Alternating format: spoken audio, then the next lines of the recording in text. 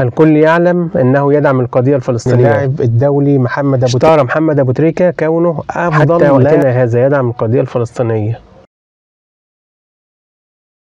عليكم ورحمة الله وبركاته. هتكلم النهاردة عن اللاعب الدولي محمد أبو تريكة الشهير.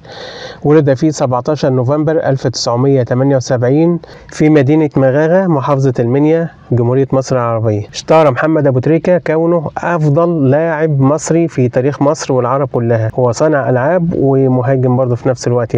كان محمد أبو تريكة لاعب الأهلي المصري محوريا في حصد العديد من البطولات سواء للأهلي أو سواء للمنتخب مصر، منهم بطولة 2006 و2008 و2010 مع منتخب مصر. الكل يعلم انه يدعم القضية الفلسطينية سواء كان لاعبا او سواء كان محللا، حتى وقتنا هذا يدعم القضية الفلسطينية.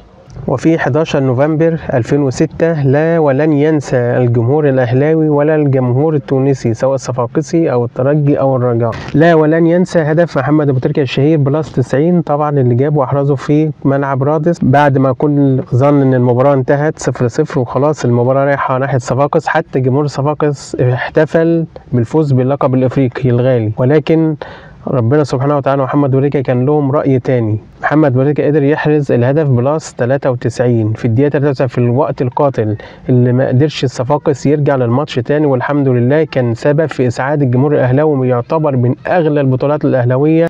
والسلام عليكم ورحمة الله وبركاته. إن شاء الله هنقدم محتوى رياضي شامل إن شاء الله بإذن الله عن الأهلي وعن المنتخب وعن كل حاجة ما يخص الرياضة المصرية إن شاء الله. استنونا إن شاء الله بسم الله في الفيديوهات اللي جاية، وتابعونا إن شاء الله يوصل لكم كل جديد وكل إحصائية وكل حاجة أنتوا عايزينها نعملها لكم إن شاء الله.